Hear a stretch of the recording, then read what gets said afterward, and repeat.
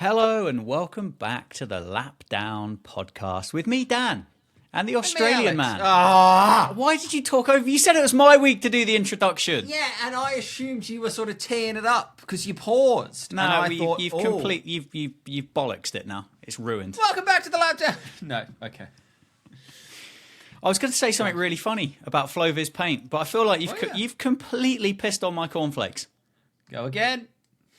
Welcome back to the Lap Down podcast with me, Dan, and the Australian man, Alex. We're going to stop talking about liveries, but we're going to keep talking about paint because the cars this week are going to look quite similar to Princess Fiona after a Shrek Bukkake party. Wow, that's how we're starting episode 3. Strong. That's start. how we're starting. It's a hell of a start.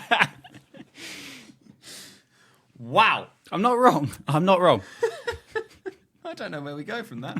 What was on the agenda for today? Oh, good Lord. Hi, Dan. How are you? Well, I mean, I'm glad that went well. I've been thinking about it for a while. And there it is. So and there it is. Cars are on track tomorrow. This is exciting. Yeah, covered in Floviz paint. It's going to look covered in Floviz. It's going to look great. I mean, the Alpine might actually look not shit. So blend in. Yeah, we've got something to look forward to. But how are you, mate? How's things? How's the world of AB and Formula One AB F1? We're ready to go. I am just done with pre-season ridiculousness. I would just like to be able to talk about cars driving fast in a sort of a bumpy circle. That's what I want to do. I don't want to talk about paint and vinyl anymore, except, spoiler alert, item 1 on the agenda is paint and vinyl. And I would just like to be able to talk about actual things happening, and we're not far away from that. And it's been a slightly calmer week as well for the world of F1. It's not been quite so aggressive this week. No, the cover-ups from binning Andretti off have just started to die off a little bit, haven't they? There's only so many kind of 7-time world champions they can move between teams, and various kind of in-house HR scandals that can be leaked out to the press in order to cover up F1 turning around and saying that Andretti aren't competitive, even though they've won all of what they have, and Haas are still running around with square wheels on their Formula One cars. But let's not go into that. As you said, Positive. there is stuff on an agenda, and it is liveries, and it is mugshots, and it is Adrian Newey, and it is other things. And I think, firstly, before we go into it, I think just got to say like a huge thank you to people that are actually kind of taking time out of their day to firstly listen to this podcast, and secondly, those of you that kind of interacted with stuff on the TikTok and other social media things, which has been good. It's actually been, and I've been really quite impressed that it's gone quite as well as what it has done. So far as to say, I've actually been quite shocked in that two, well, I suppose idiots could kind of come up with something that people actually kind of go, you know what? It's all right. Yeah, in a 45-second chunk on TikTok, that was a tolerable amount of those two gentlemen. I was happy enough with hearing what they had to say. Sometimes it's a very good point. Seconds is enough. Hey, you're off on one this evening. Flying. We're recording this in the evening. It's Dan After Dark has taken over. But no, it has been excellent. And yeah, thank you to everybody that likes and comments and gets involved. We wanted to say at the start, the whole idea here is that we want to build a little virtual group chat of Formula One. If you don't have someone that you want to throw your terrible opinions out about F1, or you just want to get involved in other terrible opinions, this is us. We also need to say, in other exciting developments since last time, got a jazzy new logo now, which looks incredible. Ooh. Doesn't it look incredible? It's so good. Producer Brian has outdone himself there. So his name is actually Rian on Instagram, and I will put the link to his art stuff into the show notes for this episode, because he's excellent. If you want anything doodled, he's your boy to do your doodles. King Big doodler. shout out to producer Brian for sorting us out on that one. Right, let's fly through paint chat, because I'm sure the people are tired of paint. We saw some more cars this week, and some of them had a bit more paint on them, which was exciting. We'll start with your current boys, soon to be binned for your new boys. We're going to talk about both of them. Mercedes, the question was, will they go silver or black? And they went both. They listened, didn't they? They listened, and it's largely a coloured car from most angles. And they were probably allowed to have a bit of black on there anyway, so they're probably okay. Yeah, I really like it. I think it looks smart, and so much so that when the reveal happened, I thought to myself, I'm actually very impressed. That far exceeded my expectations. I did not expect them to be quite so jazzy.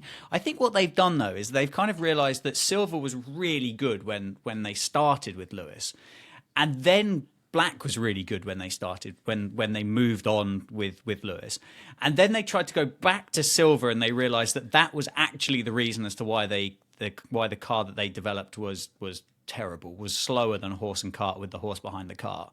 So what they've tried, and then they went back to black because they went, well, this is faster. This is us, yeah. So what they're trying to do now is give us a little bit of something in the middle to kind of move back to silver because they don't want a black car anymore. Yep, I think that sums it up.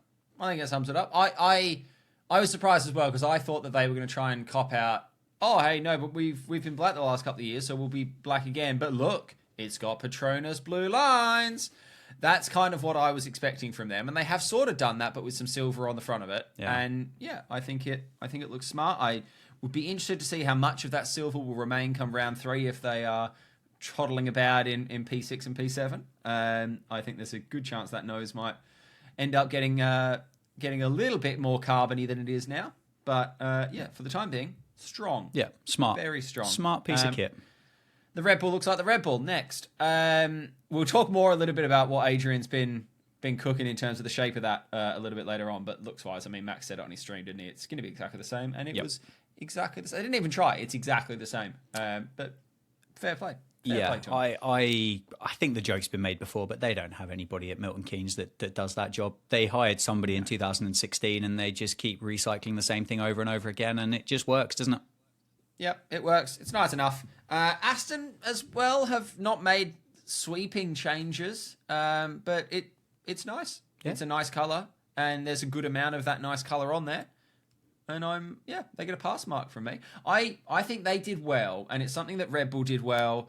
It's something that Ferrari, who we'll move on to in a second, did well. There's a lot of bare carbon on it, but it's hidden. They thought about what angles do people see this car from the most. Those are the bits that we need to put the paint on.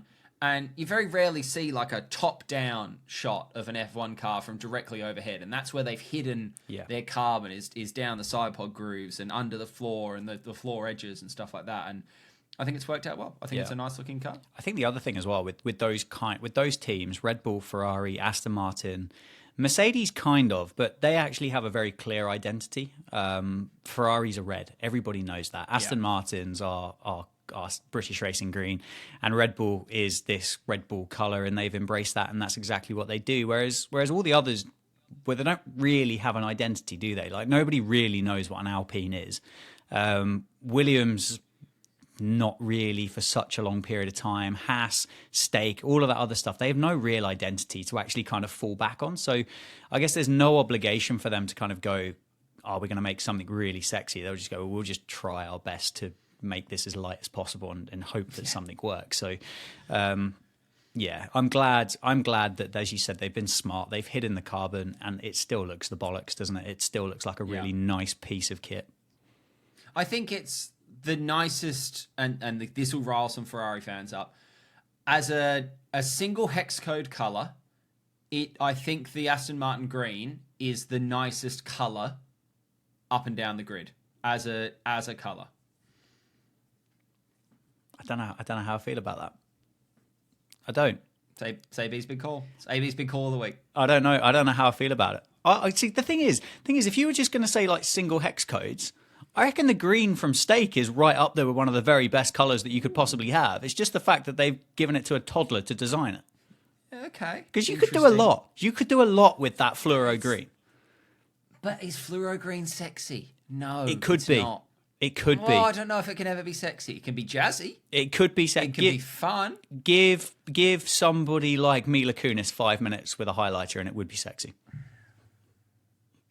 But give Mila Kunis 5 minutes with British Racing Green. Mila, we're going to need your people's details. We've got some science to run. Are you free next week? Are you? Do you fancy coming on episode 4, Mila, with a pack of highlighters? There you go. I've made my big call. We'll see what people think about that. Yeah. People did not like my big call on Ferrari, so hey, who knows? The RB, V-Carb, RB, Danny Rick's boys. Yeah. Great. Nice car. Loved They've it. done well. Yeah.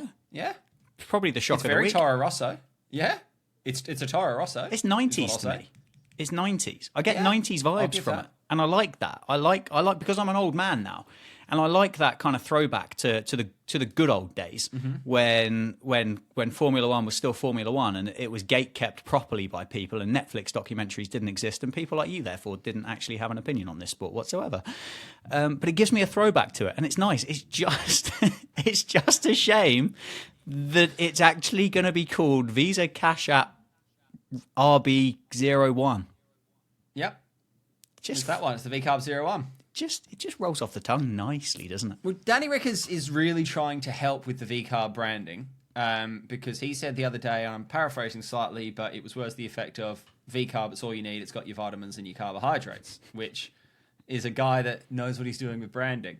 I agree on the retro stylings, and I suppose they're Red Bull aligned, so it kind of makes sense, but I could picture like a 1996 off-brand cola vending machine looking very similar to that. Yeah. And it's not Coke and it's not Pepsi. It's going to be called something like Royal Sparkle. Yeah. And you can only get it in like one off-brand, petrol station chain. But box that car off, and I think a bottle of Coke, well, not a bottle of Coke, a bottle of cola drops out of that. Coke adjacent beverage. Yeah. Or it's Christmas Day. You wake up, you get really excited to go downstairs and open your championship winning model of Damon Hill's FW14B. I think it was an FW14B. FW18, I think Damon Hill's was. And your mum's been on Temu or Alibaba or any of those other things. And you suddenly go, and your mum goes, do you like it? And you go, yeah, it's kind of it, but not really what I'm after. Do you know? Looks nice though. Yeah. Still look all right. Yeah. Still look all right. And then our last ones, your new boys, your future boys. Yes. The Ferrari is red. Well, I'm going to defend myself here. You should never rise to the comments. We never said it shouldn't be red. I never said it shouldn't be red. What they've done, and they've listened to me, is they've made it red with some wabada-wabadas. And those yellow and white wabada-wabadas going shwoo down the sides of it have made all the difference, and I love it. Have you? I don't know whether you operate in these circles, but have you seen the Ferrari hypercar for the WEC series this year? I have not. It's yellow, and it looks All yellow. Absolute tits. It looks so good, and I like. Enzo he liked a yellow car for his road cars, didn't he? He did, yeah. And have you seen the film? Actually, I have not. very good. I'd very much recommend having a watch of that. Add that to your to-do list. I think it would be a nice Writing it down. nice thing for you to do to spend a couple of hours. Look past the CGI crashes because I mean they're awful, but the rest of it's really interesting. But yeah, they've done good things, and I like it. Like a little bit of my OCD likes the fact that they're going to be running on medium compound tires, and they've got a yellow stripe. They're going to be running on hard compound tires. They're going to have a white stripe, and they're obviously going to be using softs, and it's all red. And that, like, something about that just all kind of links up nicely together. And if at the end of the season we were talking about Carlos Sainz or Charlie Leclerc, Formula One world champion, in one of these rather dashing-looking Ferraris, I could sign myself up for that party. Yep, I'm down for it. I have a question. How long, and we'll take predictions on this, and I'll take predictions from everyone. I love Ted Kravitz. I'm going to say that from the start. Ted Kravitz is a wonderful broadcaster. He does a great job at what he does.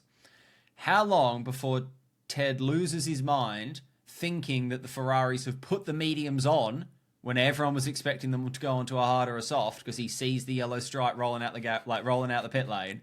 Goes, they've gone onto the mediums. They've gone onto. Oh no, sorry, no, sorry. They're actually on the hards. He's on the same path as Murray Walker, isn't he? I like Ted a lot. He's a great guy. He's a good egg. He's a national treasure. He is national treasure. He's a Nash treasure. He's one of those. He's one of those guys that really, really should be working in a sport, or one of those people that should be working in a sport because it's his passion. He loves this. He lives and breathes this stuff. He's not one of these kind of like renter gob people that kind of looks good with a bit of makeup on and can carry a clipboard, whether that's male or female, because you have to be fluffed before you go on TV. And they can just read off a script and it just works. Like, this bloke breathes it. I mean, I'm sure somebody thinks he's a very attractive man, but he's not. I assume his wife does. He's not your poster boy, is he? No. I think he is the poster boy of normal fans. Because you watch Ted's Notebook, which I love. I've watched the day's event, so I've watched Quali, but I will still watch Ted Notebook because it's lovely that he bumbles his way through it. It would be boring if he perfectly teleprompted a recap of the day. I want him to get distracted by a pineapple ice cream vending machine for 12 of his allotted 21 minutes. Yeah. And then cover off 3 teams in 3 minutes because he's run out of time. Yeah. I think he's a delight. We'll come back to Ted through the. I think we should. The year, I'm sure. The last thing I'd say about him is, if Sky turned around and said, "Ted, we can't afford to pay you to do this anymore," he'd go, "Okay, I'll see you Monday." Yeah. Whereas I think a lot of people would turn around and go, "Okay, well, I'll go work on golf." Well, didn't they cancel Ted's Notebook and just called it The Notebook and tried to get someone else to do it? And everyone went, no. You give that man back his notebook, please, and thank you. And then he was back. Joyous. Right, well, we're talking about looks and we're talking about objectifying. And we've started by objectifying Ted Kravitz. Now we're going to objectify some, and I love you, Ted Kravitz, considerably more attractive individuals. Oh, no, we're not going to... Have you not got a favourite livery or an honourable mention? Sorry. Or the worst one? No. Yeah, okay. Here we go. Sorry, I've dived ahead there. I do. I've given it away slightly at the end there. My number one this year, it's the Wabada Wabada. It's the 2024 Ferrari. That's the best livery on the grid for me. Do you know what? I want to create content where you and I have a fight. I want to have a scrap with you. I want to get angry. I want to disagree with you. I want to get mad, and I want to get views on TikTok because there's 2 people that no one care about having a real argument about what color car people have painted things in, and I completely agree with you. Yeah, it's nice, isn't it? Yeah, it's nice. It's just good. 2 honourable mentions. There are a couple of cars that are mid to good that are going to miss out on an honourable mention. Yeah. I am slightly biased, but I'm giving an honourable mention to the McLaren because I think they've done well to work the black in. It's been worked into the design. It's still quite papaya. I think it's a nice looking car. I didn't really understand, and this is me going back into sports media mode, the whole peach colour scheme for the second launch, where they just washed out all the colours. Don't know where that came from. Didn't hate it. And then my other honourable mention is going to the Toro Rosso. It's going to the V-Carb. I think they were one of my early picks that they had a free hit with it, and I think it's a nice looking car. Nice. Okay, I can get on board with that. I'm not going to go with the McLaren thing, and I know money makes the world go round, but I don't like the Google Chrome hubcaps. I don't see how that kind of all nicely syncs up with the rest of that livery. A splash of green on there makes no sense to me. Honourable mentions for me, definitely the Mercedes. I think that's going to look the bollocks under lights, particularly on track. Maybe some of those night races, I think it's going to look good. And the other one is, of course, that kind of Alibaba 1996 Williams that the V-Carb team have put together. I think it looks really smart. I just like it. How long it stays that way for, I don't know. Maybe they'll keep it because they can't have 2 Red Bulls at the front of the grid. And then I think definitely everybody will be onto them, the fact they're running 2 teams. So maybe they have to weight it down with a bit of extra paint. I don't know. But it looks good. And in terms of the worst one, and I think this is a real kind of toss-up. This could genuinely between 2. And it's kind of like choosing which one of your legs you'd like to have cut off, I think, because neither of them are going to be good options, but equally, if you're going to have to lose one, I think you could quite happily lose your left or your right. I don't think it would make a great deal of difference. But I think the worst one for me, and the reason why I'm differentiating this, is because I like the fact that the Alpine's got blue hubcaps and then pink ones at the back of the car. I quite like that. I think it's quite whimsical, and I can get on board with it. Of all the words I thought you might have pulled out there, whimsical was so low on the list. Where have you pulled whimsical? Hey, the world needs more whimsy. But the worst one for me, without a shadow of a doubt, is the Stake F1 Team Kick Sauber C44 Stablo green pile of dog dirt. Okay, here we go. Let's rumble this out because the Alpine is the worst, and there's no way around that. They had 2 goes at it. It just so isn't. For me, this is like when the GOAT, Nicholas Latifi, managed to finish 21st in a 20-driver championship. Yeah. Somehow Alpine have managed to put out the 11th worst livery on the grid this year. However, but when you look at them side by side, there is as much kind of exposed carbon on both of these cars. But then when you think about... They're losing points. Pardon? They're losing points because of all the pink camo bullshit. No, I'm over that now. I'm a mature man, and I've let that go. I haven't. I never will. But there's different shades of pink involved that I think look really good together. I think the BWT blue looks nice with the pink. I like the hubcaps. I think that works all nicely together as a nice package. But like that, and I think you summed it up really well when we spoke about it the first time, it's honestly like you have paid for no Bitcoins on F1 24. And do you know what as well? I don't even think you've looked past the default livery that you've put together on there. Like they'll give you 5 that you can choose from, and I think you've gone, nope, I'm not going to waste my time. I'm not going to waste my time thinking about liveries on my F1 24 career mode. What I am going to do is I'm going to drive through as many purple gates as I possibly can. And once I've got the R&D points to the maximum, I'm going to keep doing it because that's a far better use of my time than it is actually changing my livery. And this is how I want to keep it. And honestly, anybody who thinks that that is not the worst looking car on the grid needs to have a serious look at themselves. Actually, so why if you like it that much, why aren't your lights behind you in that horrible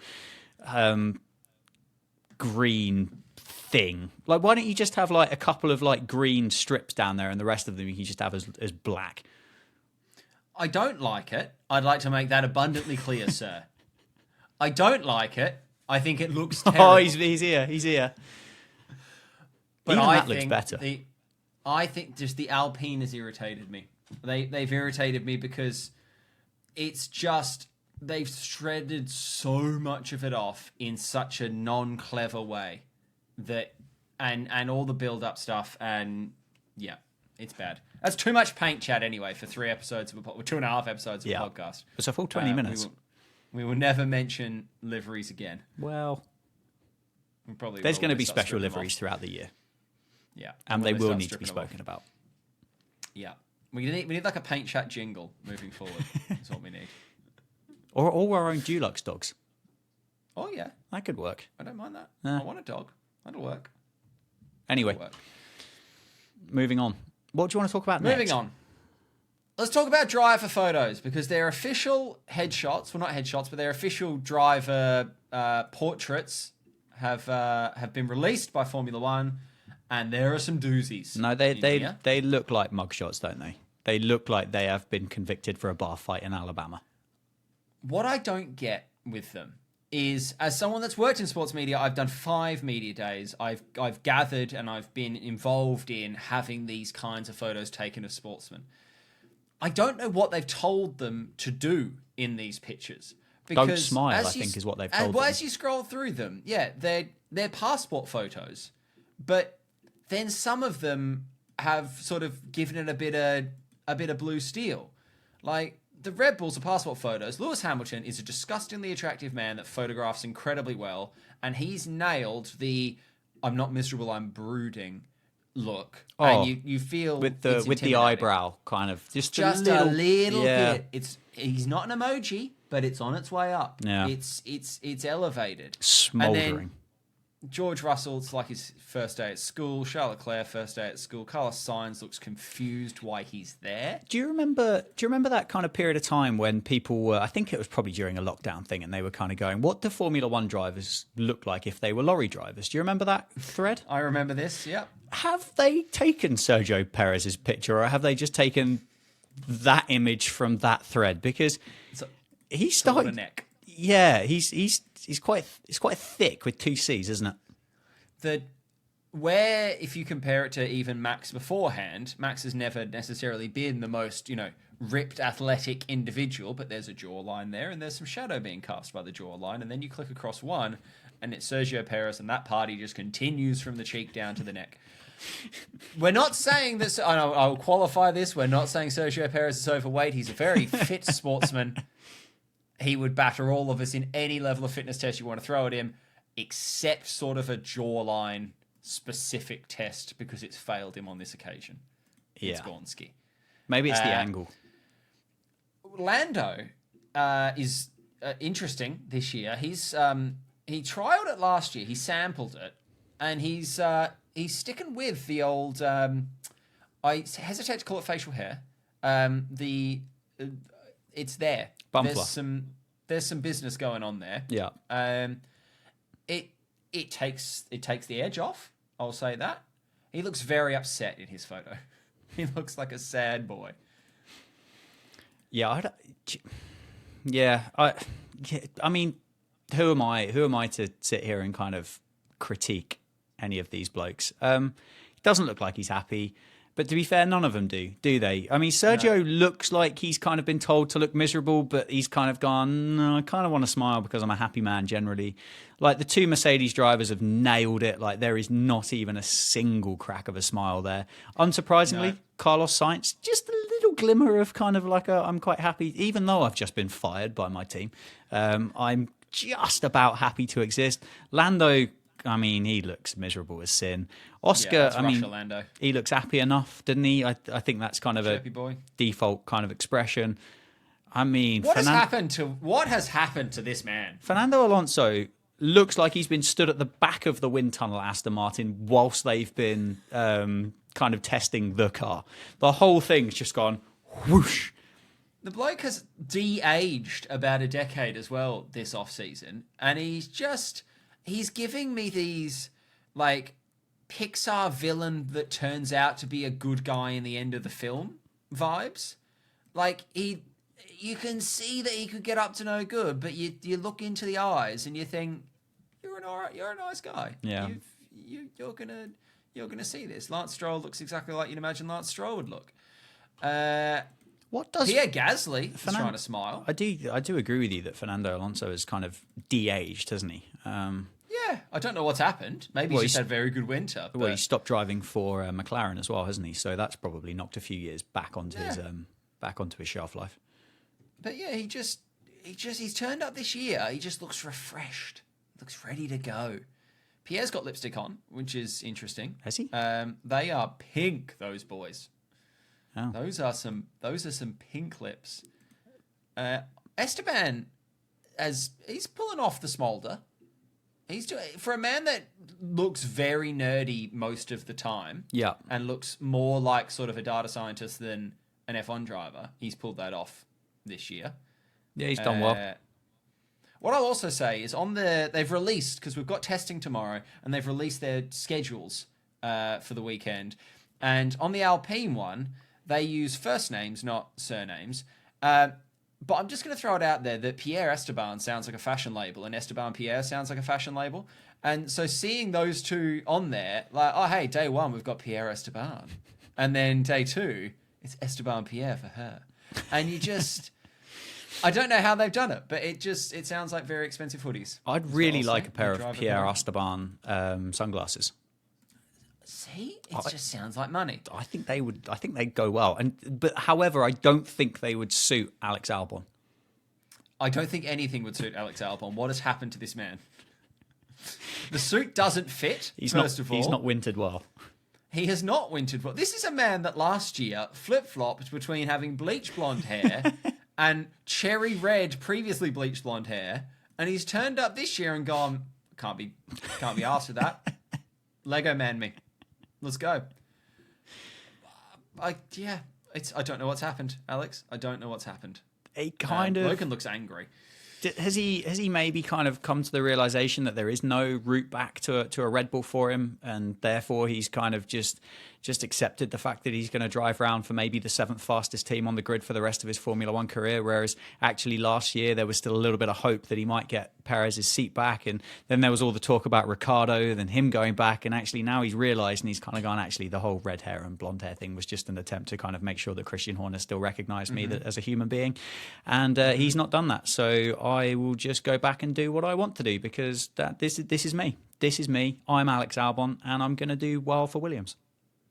Or, and hear me out, you know, in like a rom-com or in any episode of Queer Eye on Netflix, and, I was such a confident person before, I had fun hair, and then I lost my mojo, and I let my hair go flop, and I didn't brush my hair. But then 5 homosexuals turned up at my house, and they zhuzhed me. And then next year I went to Red Bull and I won the Drivers' Championship. And I just wonder if we've just landed at an unfortunate time for Alex Albon in his journey. And this photo was just taken in a trough of the journey, but he's ready to roller coaster himself back up into that Williams seat, and he's WDC 2025. What do you think's more important, though, for a Formula One driver? A snazzy haircut for a media shot, or a really, really good-looking skid lid or helmet or whatever else you want to call it? Because, I mean, ultimately, when they're actually kind of doing the important stuff, they're going to be covered from the really kind of chunky neck upwards. So actually the whole of it becomes completely irrelevant. And so long as like your helmet is jazzy and has got a nice design on it and maybe a few little sparkles here and there, is that more important than having a short back and sides, which you've been to have done today? And I have to say, those that are listening to the podcast, you won't know this, but it's looking slick. It's a sharp trim. It's a sharp trim. Shout out to Theo. What I will say, and we talked about this briefly off pod. I've never been a massive... I don't pay a huge amount of attention to the helmets unless they drop a special helmet like Lando's basketball one, the beach ball one, that kind of stuff. And then I go, oh, that's a cool helmet. Yeah, you get to Miami and there's 20 custom helmets on the grid. Alex Albon, from the helmets that I've sort of seen, very pleasant helmet going this year. Very, very pleasant colour scheme of his sort of slaty blue and the sort of soft pastel-y... he's gone the McLaren peach. They went from papaya to it's peach. nice. So perhaps all this effort went into lid on lid, not lid off lid. And then the real shocker of the official portraits is they've got Dan's worst livery on the grid, and they've got the worst suits on the grid because they don't have suits. It's Valtteri Bottas and Zhou Guanyu. What has gone on here, lads? Who put the backgrounds on these images as well? Are they official backgrounds, or is that somebody who's created this Reddit thread as well? No, I think I don't know is the short answer. I don't know whether these are from the F1 website and they've been saved out, or whether they've taken these pictures and stuck them on here. But they are the only ones that don't have the old swirly background. Well, they are, but also as well, why are the little why are the triangle-y, arrowy type designs, why are they red and not green? Yep. All sorts of questions. Are they actually... Why do they not have race suits? They've released their race suits. Well, I mean, are they just going to turn up in their Alfa Romeo gear from last year? I mean, it's possible. It's possible. My only guess is that the F1 app can't be bothered to swap them between the kick and the stake jackets, or whether they've only been shot in the stake ones and they're still photoshopping the stake off or something. I don't know. But do you think they are wearing clothes under the cover up, or do you think, like, did they just turn up in t-shirts, or are all of these photos taken completely starkers? I think Valtteri's absolutely naked. You'll notice he's gone hands behind his back. He's got that BDE. He wants you to look at it. And then Zhou Guanyu, I think it's quite clear that he is not comfortable in his nudity, and I think he might be sort of covering his shame on the front there. Okay, well, I'm glad we've got to the bottom of that. Nico Hülkenberg's a good looking bloke, and he's done well for himself. Yeah, he scrubs up nicely. He scrubs up nicely, and then Kevin just looks like a fun dad. You know, He does, actually, He's there to support on the sideline. I don't think he would abuse a referee at a junior football game. I think he'd buy everyone a soft serve at the end. Yeah, I mean, you'd hope so with the amount of money he would have made over the last couple of years. Yes. Okay, well, I mean, good. I'm glad that we've got that kind of ticked off, and the blokes look thoroughly unimpressed to be starting another season of Formula One. I'm surprised that Lance doesn't look genuinely shocked that he's still there. And as you said, Esteban's come out looking pretty good, and somehow, and I'm not quite sure how he's done it, but Daniel Ricciardo's managed not to smile in his photo. Yeah. Which it's breaking out. He's smirking. Yeah. But it's not quite there. I quite like the V-carb race suits as well. Yeah, I think another shout out for branding. I think they've all done really well, mate, to be honest. Yeah. They've done really well. Lovely. Where are we going next? Mr. Newey. What's Yeah. he cooking? What's big dog Adrian cooking? I'm concerned, Daniel. I'm concerned. Whatever he's cooking, it's going to be really good, because Adrian Newey doesn't build rubbish, does he? The man can see aerodynamics. Yeah, no, he is elite. He'd be able to buy one of these new Lego sets, and firstly, I don't even think he'd need to use the instructions. And second of all, I think he would use the exact same pieces in a way to make the Lego Speed Champions, whatever version of it, because I don't think you can get a Red Bull one, so he'd have to kind of do it in another team, which is probably you're not allowed to say out loud. But he would end up making it look better and faster. And Yes, it would probably be quicker than a Haas. Yeah. I think all of these things are true. You know, and I don't know how much of a gamer you are, but you play a game like Assassin's Creed or Tomb Raider or something like that, and you've got like that. You press the right thumbstick in and you get that like, ooh, I've got special powers mode. I can see, you know, this objective that wasn't there before. I think Adrian Newey comes in the morning and he looks at the car in the wind tunnel, and they don't turn the wind tunnel on. They just go, Adrian, press your button. And he just goes, whew. And then he can just see air moving over the car, and it's bright red in areas where it shouldn't be bright red, and he can see the objectives, and then he just gets his little bit of paper and his little notebook, and he doodles it out, and then they win by another 18 seconds. Which, when he's got that superpower, it makes it even more surprising that they overspent on the budget that they did, because if they don't have to use wind tunnels, and they don't have to use flow-vis paint, and they don't have to create second editions of a title-winning car at any point during the season, where did the money go? Where did it go? And why didn't everybody get given a free custard cream? What happened to it? Where are the hobnobs? Where are they? What is your favourite biscuit? Asking the real F1 question here. What's your favourite biscuit? That's a really good question. Do you know, it's a little bit rogue, but do you know like the jam kind of like sandwich ones? Do you know those ones? You know, like with like a jammy Dodger, but they've got a little bit of like icing on the top. Oh no, I'm not familiar with an iced style jammy Dodger. They got a little bit of something kind of going on. I'll have to see if I can. Bear with me, caller. Whilst I'm researching this, where would you spend kind of your extra percentage of your multi-million-pound Formula One budget on biscuits? See, I don't mind an Oreo. I know that's a little bit basic. I don't mind an Oreo. And this is going to be Australian for you now. There are 2 Australian-only biscuits, and they're not Tim Tams. Before you say Tim Tams, no, I'm not going to call you the R word. What's the R word? There's a biscuit. I was going to call you a racist for suggesting Tim Tams. Oh. But I shan't do that. No, that's good. I'm a nice guy. What can I say? I think they're called Kingstons. They are called Kingstons, right. A Kingston Do we have biscuit. any listeners from Australia out of interest? Probably not. Right, okay. Well, crack on then. You carry on and literally talk to yourself for however long you want to talk about Kingston biscuits for. Kingston biscuits are they're a sandwich biscuit, but they're sort of like a sugary oaty biscuit top and bottom, sandwiching like a milk chocolate spread filling. Very good. Very, very good. And then they used to make, I don't know if they still make them, because this is when I was in high school, so this may have been, 15 plus years ago.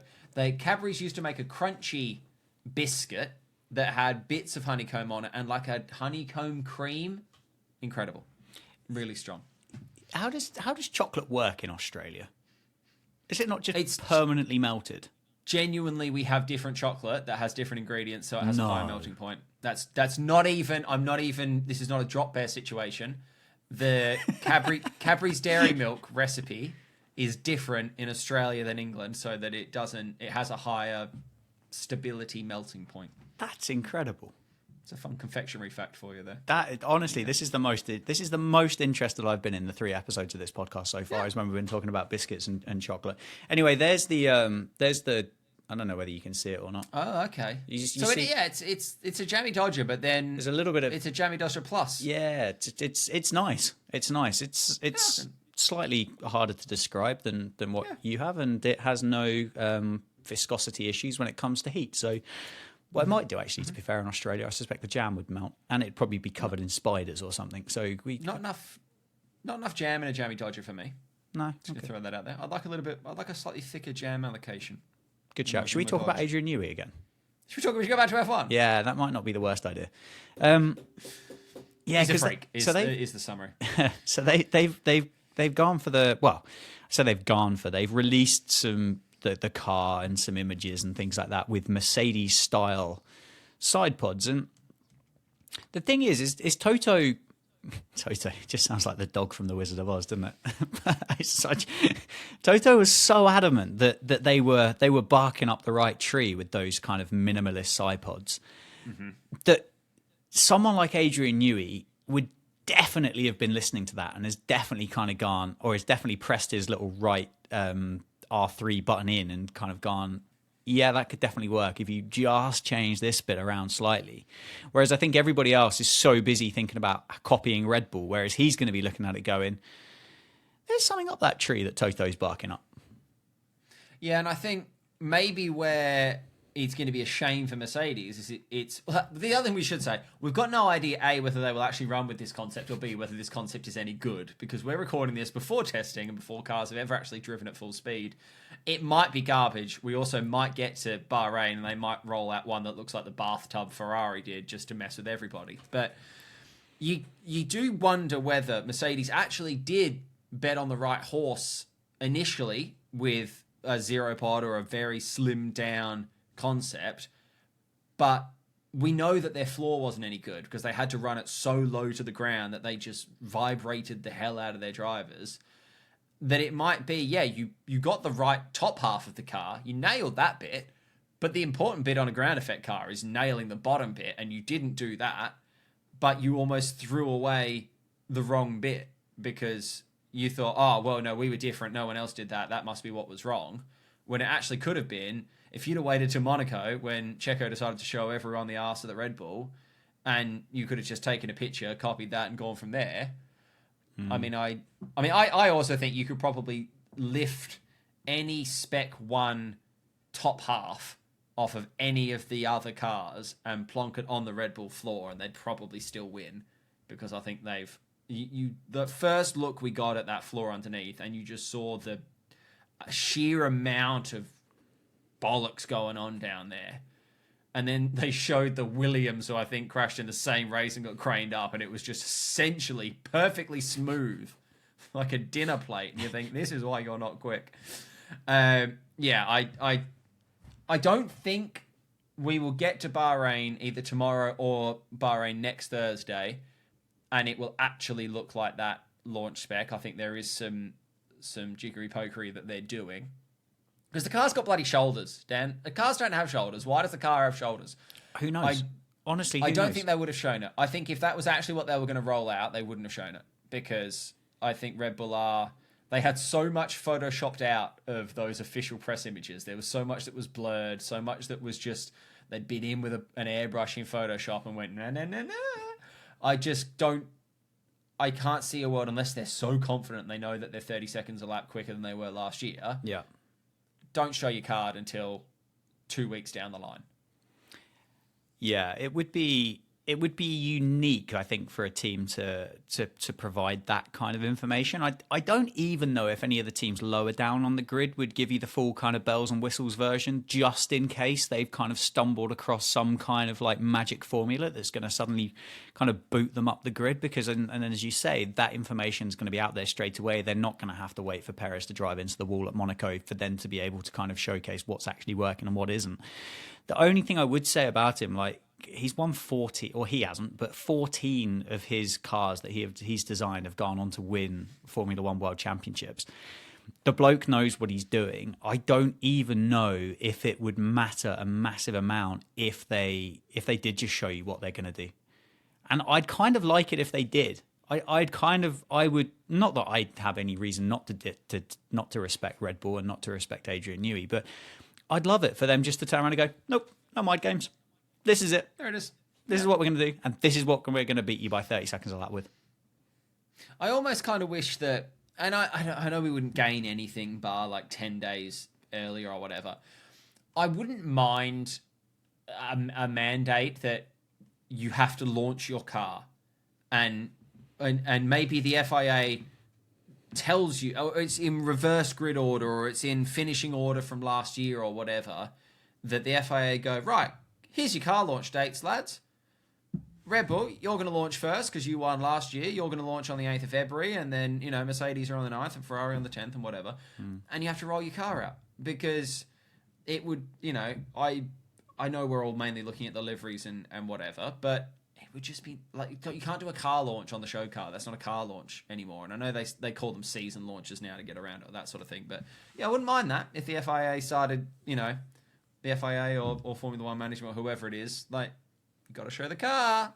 I don't know how you actually regulate that, because you could say you bring an upgrade package or whatever. But yeah, it would be cool if we actually, because it would give us something to talk about for 2 weeks. It's basically my selfish desire on it. But yeah, I think I like it. I don't know whether I'd be intelligent enough to really kind of fully appreciate or understand what it is that some teams did and some teams didn't. So I suppose it probably would be wasted on someone like me. But I do kind of feel like they, in terms of those launch renders and liveries and all of that other stuff, they are completely and utterly pointless exercises to which you might as well just have a template of a Formula One car and just show the livery on it and not even worry about game. which is possibly exactly what they all do anyway. They just walk out with a template. I mean, for what I could really know is, like, genuinely they could just use last year's car, and I wouldn't be none the wiser as to whether they have or haven't made any differences. I have seen a few side-by-sides of the Mercedes, and they seem to have changed quite a lot. The seating positions come further back, and I think the car might genuinely be like just a little bit shorter, and they've got a WhatsApp button on the steering wheel now. I saw that, so that's going to be good. Just make sure you don't delete all those messages, lads. Otherwise, you're never going to be able to get them back, are you? Michael, I've sent you a voice note. Yeah. So yeah, it's just going to be interesting, isn't it? It is going to be an interesting season. If I say it, mate, Red Bull are going to win it, and Max Verstappen's going to win again, isn't he? But it would be, and I don't mind that. If that's going to happen, that's fine. All I hope is the fact that it is slightly more difficult than what it was for him in the last couple of seasons, which, I mean, wouldn't be particularly difficult, but just a little bit. Just make it a little bit more exciting for us on a Sunday. Not just talking about who's going to finish second. I would actually take a Max Verstappen clean sweep 24 win season if each of his wins were by less than a second from whoever finishes second. Yeah. Okay. Because it makes no difference to my life who has actually won. I don't get any difference from it whether he finishes first or last. So in that way, I don't care. I would just like to see 70 odd laps of overtakes and strategy and little mistakes that cost you, or incredible moves that win it for you, or whatever. And if it's Max that comes out on top of all of them, crack on, lad. Well done. Have a stroop waffle. You deserve it. But it's just when he pisses off into the distance, and as much as you try and tell yourself enjoy the racing from 2 down, the nature of sport is that it's still hard to get excited about an incredible battle for ninth, when if we had this exact same battle but it was for the win, it just means a little bit different, doesn't it? Yeah. Fingers crossed. And we'll have a much better idea come come tomorrow. Well, probably not tomorrow, but by Thursday, we'll have a pretty decent idea as to what's gonna crack on. I think most of these people that are going to provide us with the actual information are going to be pretty clued up and to see what's actually going to work. And it's just going to be nice, isn't it, to see cars go vroom round a circuit for a little bit. And I know they'll be covered in to see Ted. Paint and sensors, and Ted in his shorts. It's just going to be good. It's going to be good vibes. And wouldn't it be nice just to be there, just to be out there, just chilling out in Sakir, in Bahrain, maybe. Yeah. I mean, I think probably 3 podcasts in, we're slightly early to be given VIP passes and flown out to a Grand Prix. But you never know. I mean, come the Upside Down Pig in Vegas. Mm-hmm. Maybe I've jinxed that one because I've not been that complimentary about it. But you never know. Well, Spider Pig could be there. Could be there. Why not? I tell you what, random question, just to finish the podcast, unless you want to talk about anything else. If you had to choose one of the 33 Grand Prix or 59 Grand Prix or 73 Grand Prix that there are this season, and you could only choose one to go to, which one would you go to? Suzuka, because I want to go to Japan. Okay. It's not really about the Grand Prix. I would just like an excuse to go to Japan. Does that count? Yeah, that's fine. That's good enough for me. There's no right or wrong way to provide me with the information. Yeah, I like the figure 8 track as well. I think that's quite cool that you could, in theory, have a story above another car at any given point. I quite like driving the track in the game. And it's in Japan, and Japan seems fun, and their food is lovely. So, yeah, I feel like as a trip, Suzuka's locking me in. Where are you going, Dan? I'd go Brazil.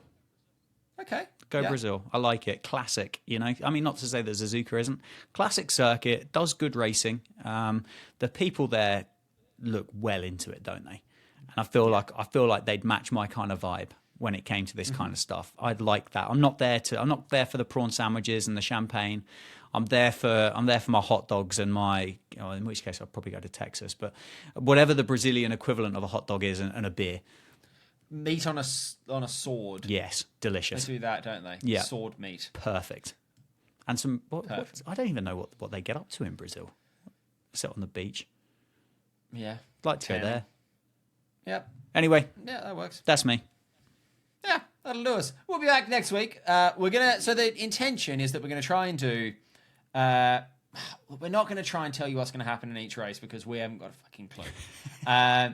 And I'm not even really in a position where we're probably going to make any genuine predictions about it. So I'll throw this out there as well. What should we be predicting this year? Right? There are such standard things, who's going to win and quali and all that.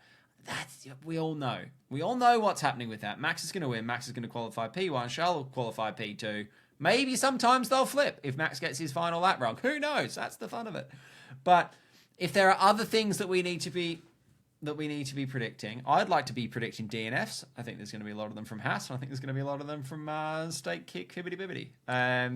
But I think we want to try and look at some of that other stuff in F1.